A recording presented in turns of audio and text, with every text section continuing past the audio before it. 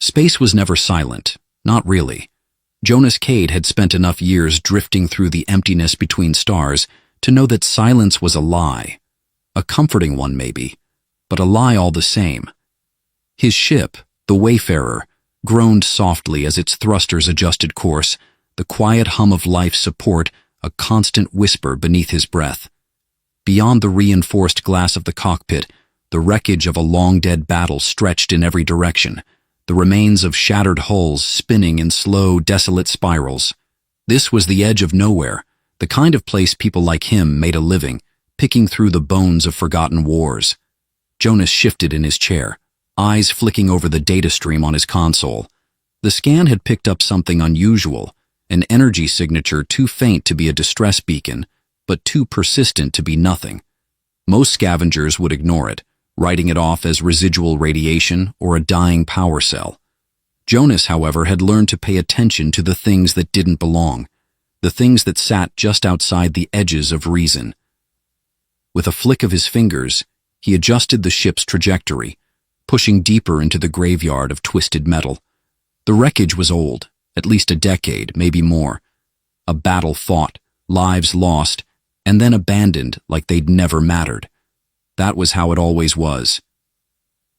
The wars ended, but the dead remained, floating in the dark, waiting for someone to pick their bones clean. The scanner beeped again. Closer now. Jonas squinted at the readout. A small object, maybe 10 meters across, tumbling slowly on its axis. At this distance, he could see it with his own eyes, a smooth oval-shaped pod, dark against the star-speckled void. Not wreckage, not a chunk of some forgotten warship. This was something else. A life pod. Jonas exhaled, running a hand down his face. Damn. He had a rule, several in fact, but one he held to above all others. Don't get involved. People had this romantic idea about deep space salvage, like it was some grand adventure, some noble calling. That was a lie, too. The job wasn't about heroism. It was about survival. You didn't last long in places like this if you went chasing every lost soul drifting between the stars. More often than not, all you found was death. But still, Jonas hesitated. His fingers hovered over the controls, debating. The pod was undamaged. No scorch marks, no breaches. Intact. That was unusual. Most of the time, escape pods didn't make it. Even if they did, whatever was inside had long since suffocated or starved. This one, though, it was still transmitting. A slow pulse, barely detectable, like a heartbeat on the verge of stopping. Damn it. Jonas engaged the grappling system, locking onto the pod and pulling it toward the ship's cargo hold. As it settled into place with a dull metallic clang, he unfastened his harness and stood, rolling the stiffness from his shoulders. This was a mistake.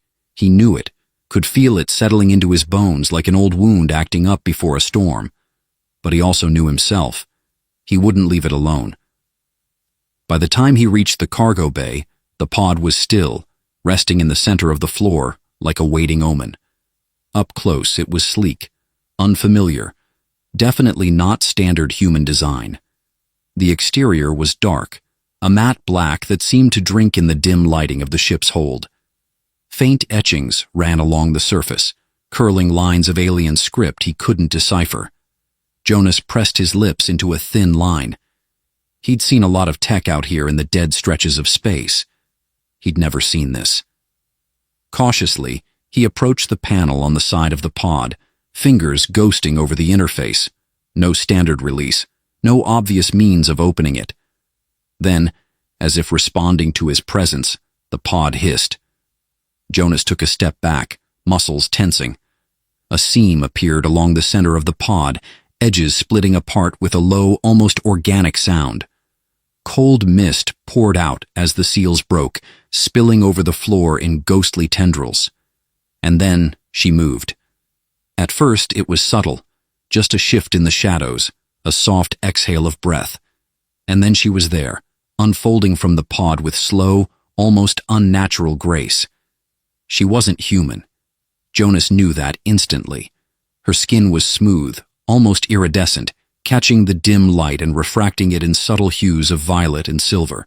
Bioluminescent patterns traced delicate lines across her forehead, pulsing faintly like shifting constellations. Her hair was dark, curling over her shoulders in waves that moved as if weightless. And her eyes, large, unblinking, too knowing, locked onto his with an intensity that sent something cold curling in his stomach.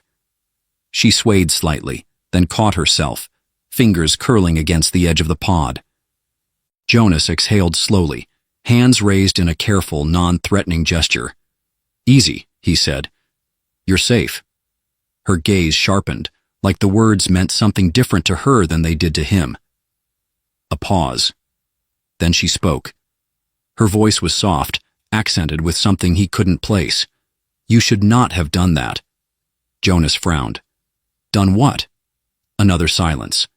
Then, without warning, she moved. Faster than she should have been able to, given her condition. Before he could react, she was inches from him, fingers curling around the fabric of his jacket. He tensed.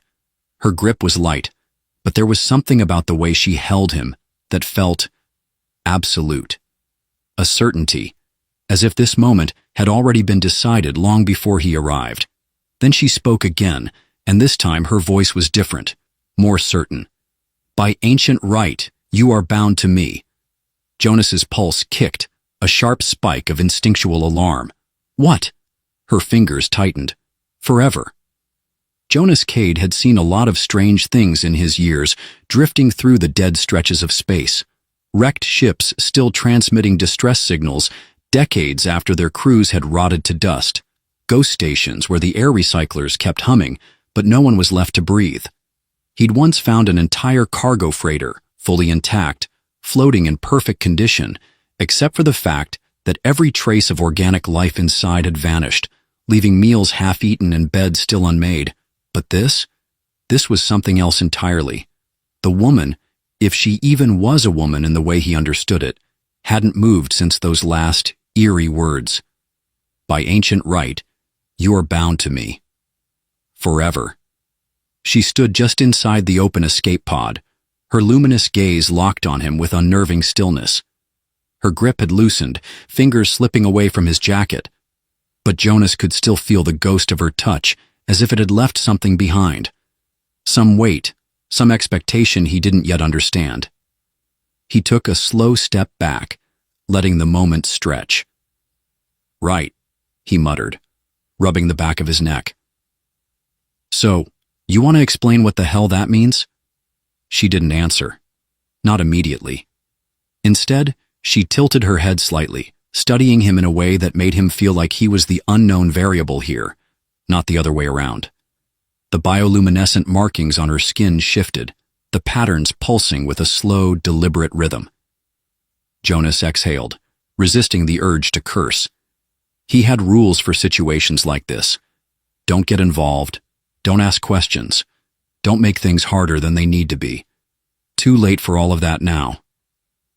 He turned away from her, stepping over to the wall panel and tapping a few keys to activate the ship's internal scans. If she was an escapee from some high-tech prison, or worse, a war relic from one of the Dominion's bioengineering labs, he needed to know.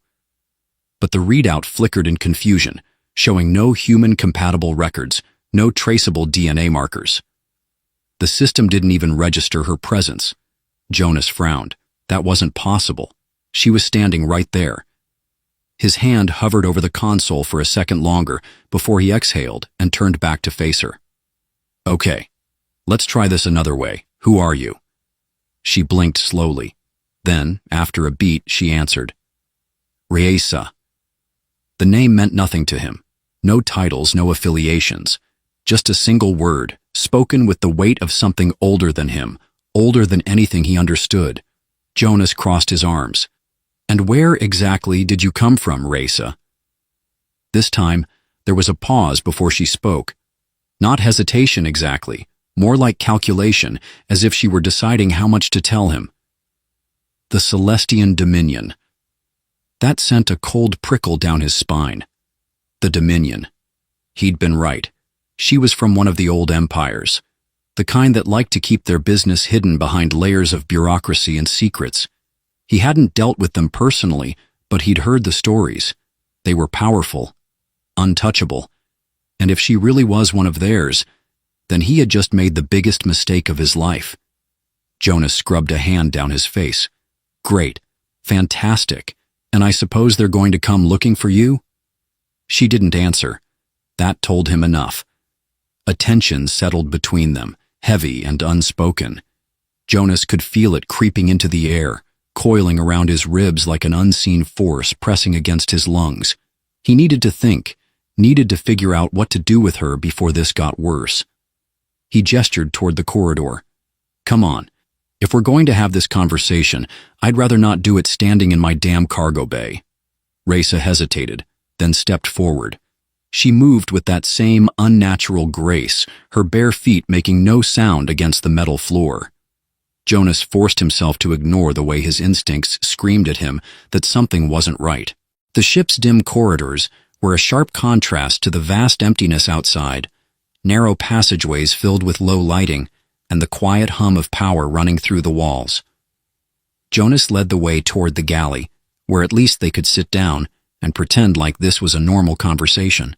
As they entered, the overhead lights adjusted to their presence, casting a faint glow over the small, lived-in space. A table bolted to the floor, a row of storage compartments along the far wall, a dented coffee machine that had seen better days. Jonas gestured toward the seat across from him as he dropped into his own. All right, let's start with the basics. What the hell were you doing in that pod? Raisa lowered herself onto the chair with a kind of deliberate precision, folding her hands in her lap. For a long moment, she said nothing. Then, at last, she spoke. I was meant to die. Jonas felt the words settle like a lead weight in his stomach. She didn't say it like someone afraid of death. She said it like someone who had already accepted it. His fingers drummed against the table. You want to explain that? She exhaled softly. No. Jonas gave her a look. She held his gaze, unblinking. He leaned back in his chair with a sigh. All right. Let's try something else. This whole... He gestured vaguely at her. Bound to me thing. What's that about? For the first time, something flickered across her expression. Not quite amusement, not quite sorrow. Something in between. She lifted one hand, palm facing upward. The bioluminescent patterns on her skin pulsed in response, shifting into something that looked almost like writing, symbols curling along her wrist like living ink. In the old ways, she said quietly, when a life is saved, it is no longer solely one's own. It belongs to the one who preserved it. Jonas frowned. That's poetic, but it doesn't explain why you think that applies to me. Her gaze sharpened. Because you are the one who saved me. Yeah, well, I didn't exactly sign up for... She reached across the table and caught his wrist. Jonas froze, not because of the touch itself, but because the moment her fingers brushed against his skin, a sensation surged through him, an electric pulse, something that wasn't pain, but wasn't entirely comfortable either. It was as if something had settled into place inside him, like a lock clicking shut. He yanked his hand back. Raisa watched him with a quiet, unreadable expression. What the hell was that? Jonas demanded. The bond, she said simply. Jonas stared at her. His pulse was too fast, his skin still tingling where she'd touched him. He didn't understand what was happening, but he was starting to realize one thing. This wasn't just about saving a stranger, it was about whatever she was, whatever she carried inside her.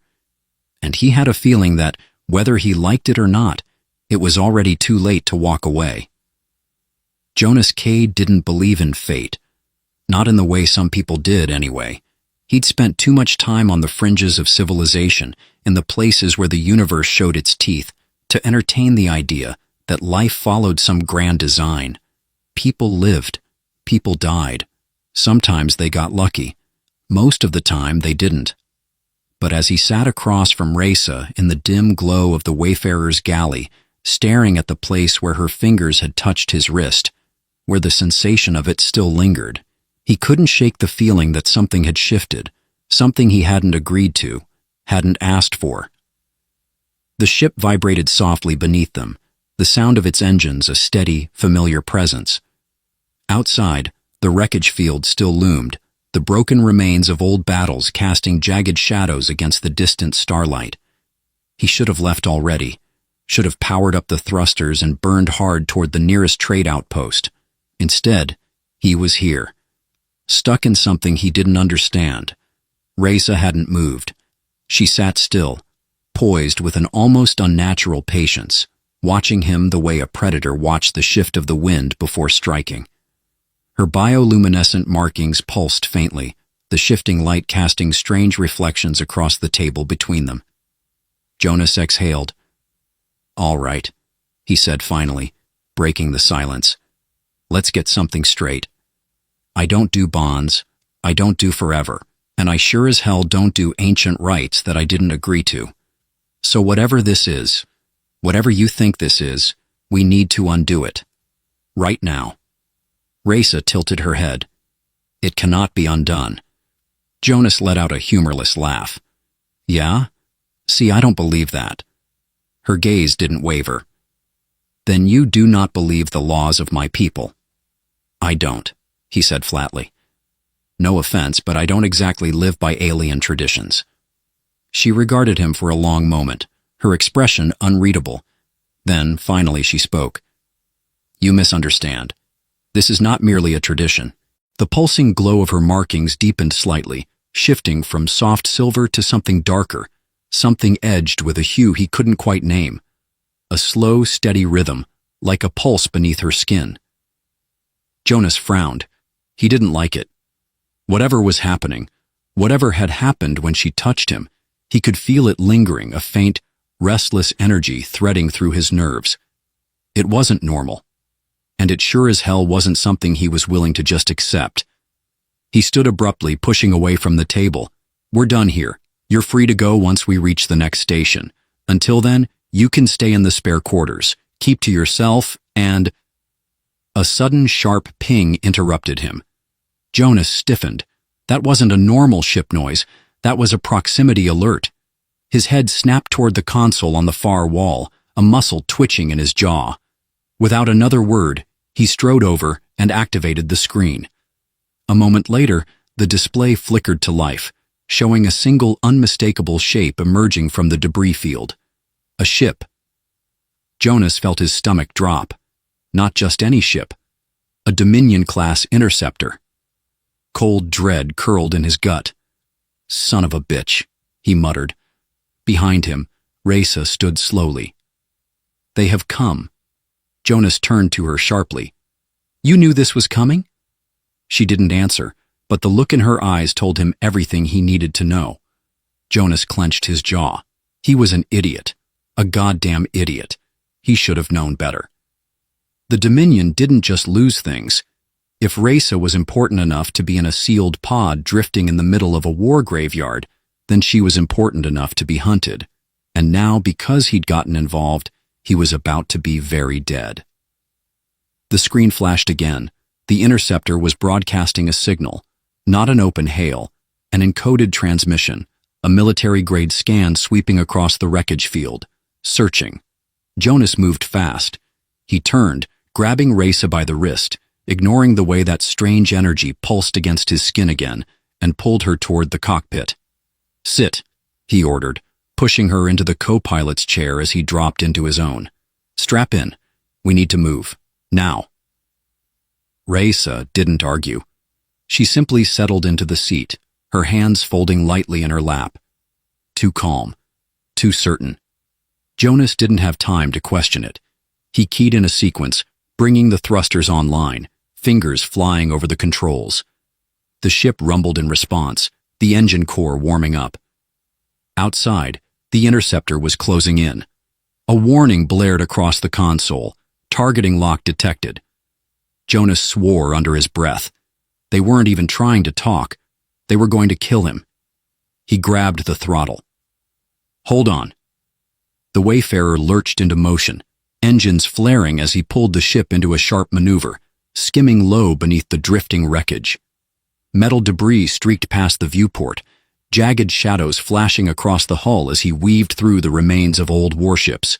Behind them, the interceptor adjusted course. Fast, too fast. Jonas ground his teeth. The Dominion had resources, good ones. He was outgunned, outmatched, and outmaneuvered. If they got a clean shot, he was done. Race's voice cut through his focus. Do not fight them. Jonas let out a sharp, humorless laugh. Yeah? Got a better idea? She reached out. For a second, he thought she was going to grab him again, and he braced for whatever Bond nonsense she was about to try. But instead, she touched the console, just barely, just the lightest brush of her fingertips. And the ship responded. The lights flickered. The hum of the engine changed, the energy shifting, bending around them like something alive. Jonas stared at her. What the? A ripple passed through the cockpit, subtle but wrong. And then, the Wayfarer vanished, not just from sight, not just from sensors. It was gone. Jonas sucked in a breath. Outside the viewport, the wreckage field still stretched before them, silent and motionless. But the interceptor, it wasn't reacting. It was scanning, searching, but it wasn't seeing them. Jonas turned slowly to Raisa. What the hell did you do? She met his gaze with that same unreadable calm. I ensured your survival, she said softly. Jonas exhaled shakily, running a hand through his hair. His pulse was still racing, but the immediate danger had passed. For now. But one thing was clear. He wasn't just tangled in something bigger than himself. He was in way over his head. Jonas had seen a lot of strange things in his life. Ships that folded space like it was a worn-out piece of cloth. Planets where the rain burned like acid. Creatures that existed in the sliver between dimensions, flickering in and out of sight like a bad dream. But nothing, not one damn thing, had ever made him feel as unmoored as watching his own ship disappear from the Dominion sensors. Not cloaked, not masked. Just gone. The interceptor hovered outside the wreckage field, scanning the empty space where the Wayfarer had been only seconds ago. Jonas watched as the Dominion ship adjusted its course, its sleek gunmetal hull gliding between the shattered remains of long-dead warships. Searching, hunting, and failing. He could feel his own breath in the quiet, shallow and careful, like breathing too loud might somehow undo whatever Raisa had just done. His fingers were still curled around the throttle, but there was nowhere to go. Because as much as he wanted to believe it was just some kind of advanced cloaking, some old tech trick hidden in his ship's systems, overlooked and unused until now, Jonas knew better. This wasn't his ship anymore. Something had changed. Something alien. He turned, slow and deliberate, and looked at Raisa. She was still, composed. But there was something in her expression, something in the way her markings pulsed in that slow, measured rhythm that made Jonas uneasy. You want to tell me what the hell just happened? He asked, voice low. Her silver-white eyes met his. I told you. I ensured your survival. That's not an answer, he bit out. She studied him for a long moment before tilting her head slightly, as if considering how much to say. Your ship remains here, it has not moved. Jonas narrowed his eyes. Then why can't they see us? Because we have shifted. The way she said it, soft, absolute, sent something cold down his spine. Shifted. Jonas didn't like that word.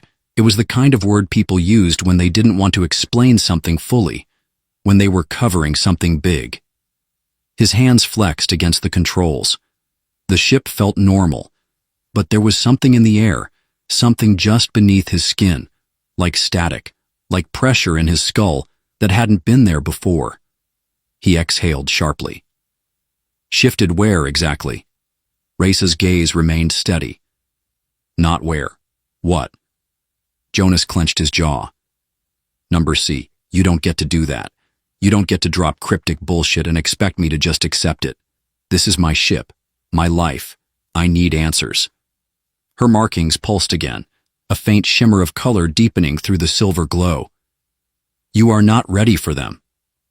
Jonas let out a sharp, humorless laugh. Oh, I'm not ready. He gestured toward the viewport, where the Dominion ship was still methodically sweeping the debris field, utterly blind to them.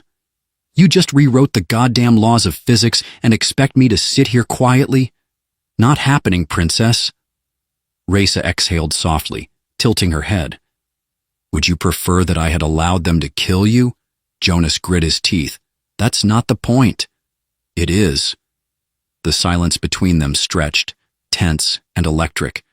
Jonas dragged a hand through his hair, exhaling. He needed time. He needed to think. But there was no time because every second he sat here, he was getting dragged further into something he didn't understand. Something he wasn't sure he wanted to understand. He turned back to the controls, fingers moving over the interface. Everything looked normal. Engines, power levels, nav systems. He could move. But could he leave? He shot a look at Raisa. If I gun it out of here right now, what happens? She didn't blink. You will move, but you will not be seen. Jonas frowned. That's not an answer I like. It is the answer you have. A muscle in his jaw twitched. He hated this. Hated not knowing. Hated the fact that he had lost control of his own damn ship. But he had no choice. He adjusted the thrusters, pulling the Wayfarer into motion. The ship responded instantly, just as smooth and sharp as always. But the Dominion interceptor didn't react. It didn't see them. Jonas swallowed down the unease curling in his gut. They were ghosts. The Wayfarer cut through the debris field, slipping between shattered hulls and forgotten wreckage. The Dominion ship remained behind, scanning, searching, but never once turning toward them. After a few minutes, Jonas eased the ship into open space, far enough that he could breathe again. He turned to Raisa. All right, he said. You got us out of that. Fine, but now you're going to explain what the hell you did. Raisa studied him for a long moment. Then finally she spoke. My kind, she said, do not simply move through space. We exist within it differently. Jonas frowned. What does that mean? It means, she said, that we are not bound the way you are. A chill curled down his spine. Jonas had heard whispers about the Sherry before. Half myth, half ghost story. A species that didn't just travel the stars but bent them, slipped between places like stepping through a door. It wasn't possible. It shouldn't be possible. And yet, Jonas flexed his fingers, feeling the faint hum beneath his skin. The pull. Whatever she had done, it had touched him too. Great, he muttered. So now I'm tangled up in this mess. Raisa's eyes gleamed. You were tangled the moment you saved me. Jonas exhaled sharply, pressing a hand over his face. He should have left her in that pod, should have ignored the distress signal, should have... The console beeped. Jonas turned back to the screen, pulse kicking up. A new reading, a new ship. But not Dominion. This one was bigger, sleeker, and it was broadcasting a signature he didn't recognize. Jonas cursed under his breath. He didn't know what the hell he had gotten himself into. But something told him this was just the beginning. The moment Jonas saw the new ship on his scanners, he knew whoever they weren't here by accident.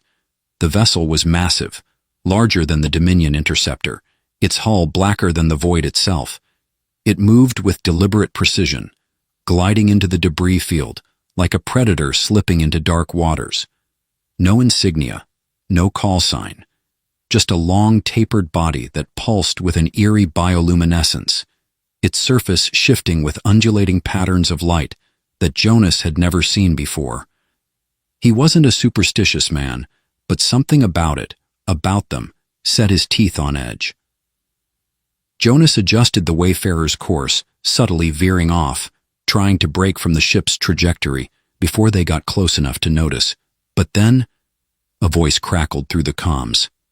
Not Dominion, not standard trade band. Something older. Something wrong. Raisa. Jonas felt her body go rigid beside him. That was the first time he'd ever seen her hesitate, not calculated, not measured, just still. He flicked off the external transmission feed. I'm guessing you know these guys. Raisa didn't answer immediately. Her silver eyes were locked on the ship's approach, her glowing markings dimming. When she finally spoke, her voice was quieter than he'd ever heard it. They are not allies. Jonas grimaced. Yeah, I got that. His fingers hovered over the throttle. If he pushed the engines now, he might be able to slip away before they got a full scan lock. But if they had the same tech Raisa had just pulled, if they could shift the same way she did, he exhaled sharply. They came for you, didn't they? Raisa turned her gaze to him. Yes. Jonas clenched his jaw. A month ago, his biggest concern had been finding a decent drink in some backwater station without getting his face punched in. Now he was sitting in a ship that might not exist in normal space, hiding from a ghost ship that had just spoken directly to the alien princess sitting next to him. He ran a hand down his face. Great. Fantastic. Any chance you want to tell me why? Raisa hesitated. It was slight, just a fraction of a second too long. But Jonas caught it. He narrowed his eyes. You do know. You knew this was coming. She didn't deny it. Jonas exhaled through his nose. And you weren't going to tell me? Her gaze was steady. It would not have changed the course we are on. Jonas let out a humorless laugh. You know what? I hate that. I really hate that. The comms crackled again. Raisa. The voice was wrong, like it wasn't meant for human ears, layered and reverberating in ways Jonas didn't like. And then, the scanners flickered. Jonas glanced at the readings. The ship, the thing, was still there, unmoving in the debris field. But the signal was phasing, shifting in and out like static on an old analog transmission. Tell me we're cloaked, Jonas muttered. We are beyond their visible spectrum, Raisa said. But they are searching. Jonas's fingers curled against the controls. Can they find us?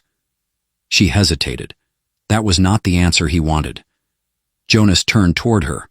Look, lady, if they're looking for you, they're looking for me now too. So unless you've got some miracle trick up your sleeve, I need to know exactly what we're dealing with. Raisa's markings pulsed faintly. Her expression remained unreadable, but there was a tension in her shoulders now, something just beneath the surface, something she didn't want to say. Jonas exhaled sharply. Raisa. Her gaze flickered to him.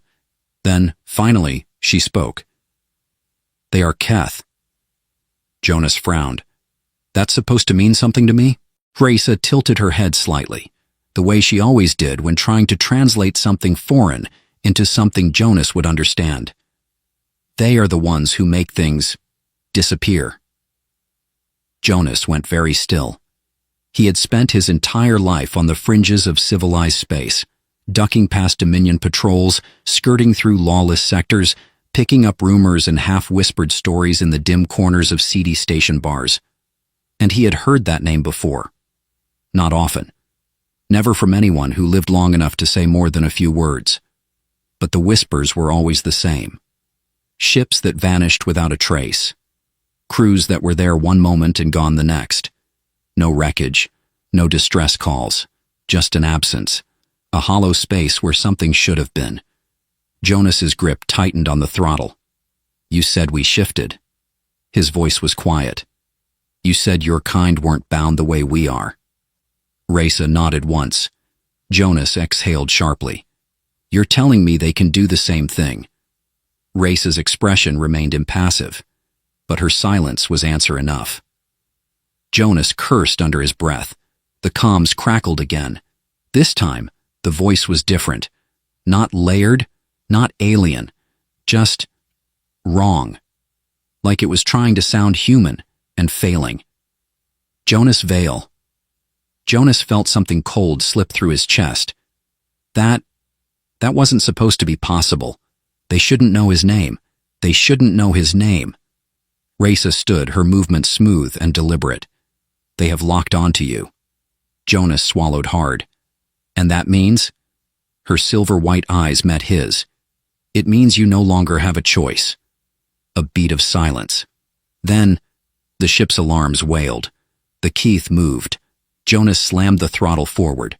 The Wayfarer lurched, the engines roaring to life as he pulled them into a full burn.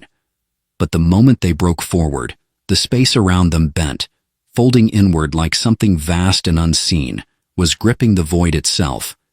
Jonas felt it, like hands at the edges of his mind. A pressure, a pull. The Keth weren't chasing them. They were dragging them in, and this time Jonas wasn't sure if they could escape.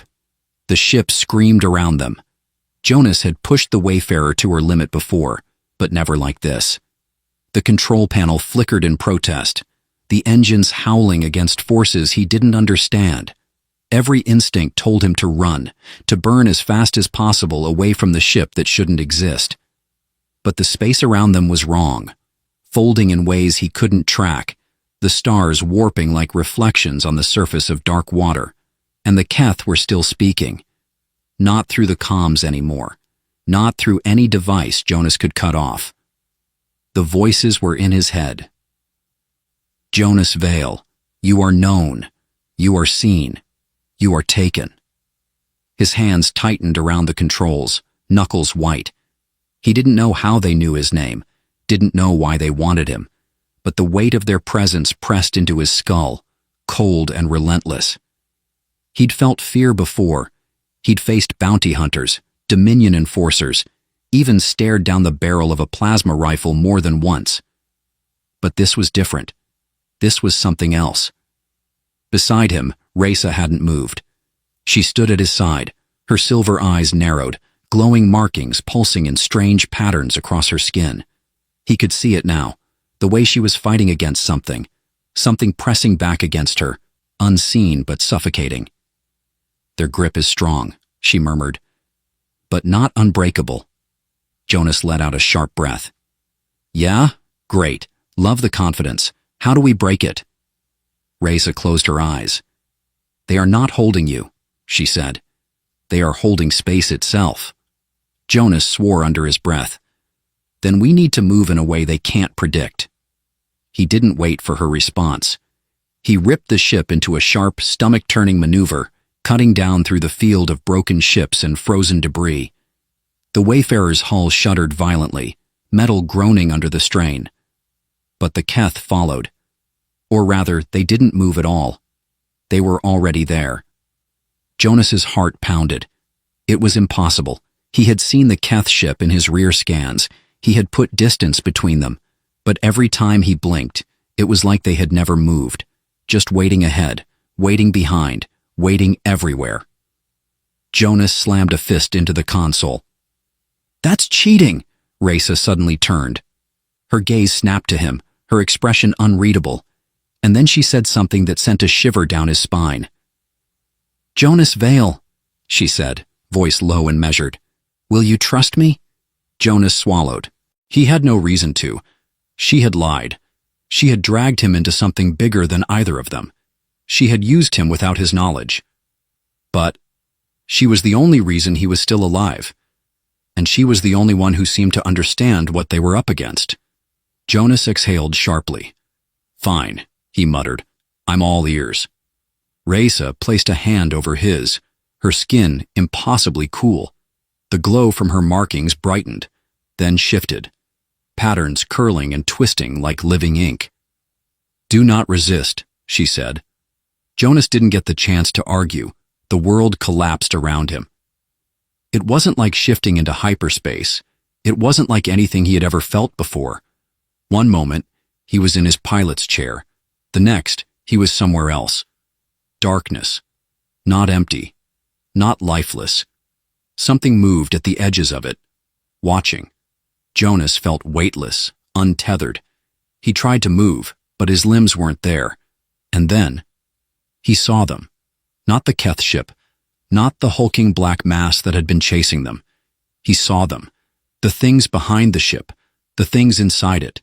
They weren't like Raisa. They weren't even like her kind. They were hollow. Not alive, not dead, just hungry. And they were looking at him. Jonas felt something coil around his thoughts, cold and invasive. They were reaching for him. They were trying to take something. And that's when he understood. They hadn't been hunting Reza. They had been hunting him. Jonas struggled against the pull, but it was impossible. He wasn't in control here. He wasn't even sure he existed in a way that mattered. But then, a hand closed around his wrist. Cool. Solid. Real. Jonas, Reza's voice came from the darkness. Do not let them in. He looked at her, breathless. You brought me here. Her grip tightened. Number they did. Jonas's pulse pounded. Then get us the hell out. Reza turned, eyes gleaming silver white. We must take something with us first. Jonas stared. What? She held his gaze. Then, her other hand moved, and something ripped free from the darkness. The Wayfarer. Jonas could see it now, see the ship trapped in this place, half-formed, half lost in whatever space the Keth had dragged them into. It was sinking, dissolving into the nothingness. Jonas clenched his jaw. How? Reza exhaled. I will anchor you. Jonas didn't like how she said it, but he didn't get a choice. She threw him forward, and suddenly, the ship returned. Jonas gasped, the pilot's seat solid beneath him again. The controls flickered, Wayfarer's systems groaning in protest, but they were back. The Keth... They weren't. Jonas turned. Reza swayed slightly, her glow flickering. What did you... Jonas started, but she raised a hand. They will not return for you, she murmured. Not now. Jonas's stomach twisted. Because of what? Reza's gaze met his, and for the first time, he saw something almost human in her expression. Regret. They came for you, she said quietly, because you are more than you seem. Jonas stared. The alarms had gone silent. The Keth ship was gone, but something deeper had shifted, and he had a feeling his problems weren't even close to over. The silence was the first thing Jonas noticed. It wasn't the kind that came after a battle, filled with the echoes of violence. It wasn't the kind that settled over deep space, where the vacuum swallowed sound before it could form. It was the kind of silence that waited.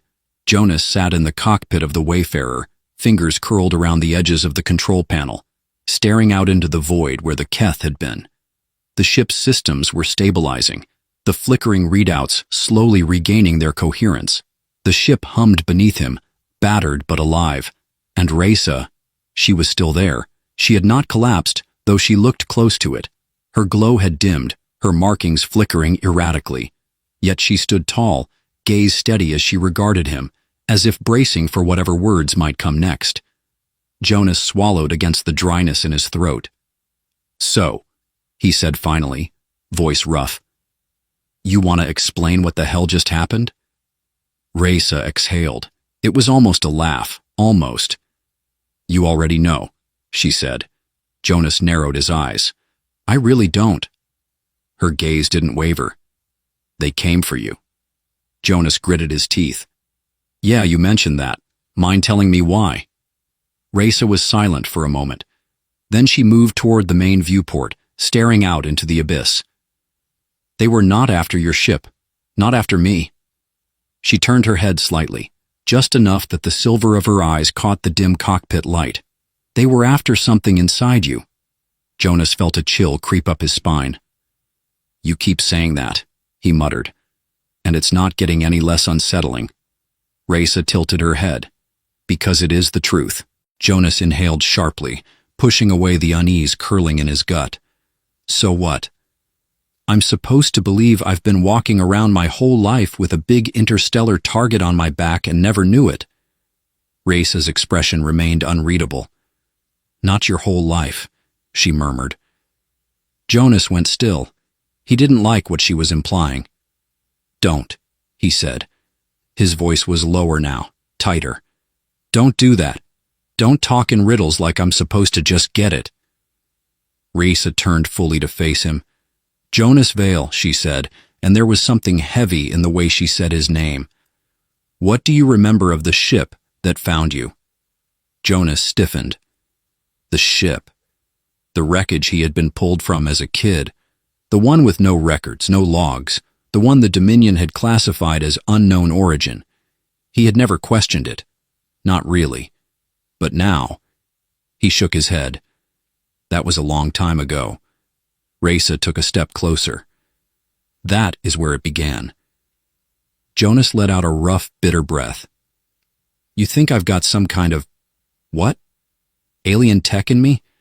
Some secret star map in my DNA? He laughed sharply, but there was no humor in it. That's ridiculous. Reza did not laugh. She only watched him. You did not survive that wreckage by chance, she said quietly. You were not found by accident. Jonas clenched his jaw. Then what? She hesitated, then lifted a hand, palm open, facing him. The glow of her markings pulsed faintly, like the final embers of a dying fire. There is something you must see, she said, if you will allow it. Jonas hesitated. He should say no. Every instinct screamed at him not to trust her, not after everything, but deep down in the place he never let himself linger too long. He knew. He had always known. Slowly, he reached out. Their hands met, and the world shifted. Jonas stood in the wreckage, not in memory, not in a dream, but in the moment it happened. The broken ship stretched around him, its hull split open like a wound, its shattered remains drifting in the weightlessness of space. Fires flickered in the void, burning in places where they should not have been able to burn, and in the silence of it all, a figure, not human, not Keth, something else, something that watched him with eyes that mirrored his own. Jonas's breath caught. The figure raised a hand, and then the scene dissolved. Jonas gasped as reality snapped back into place.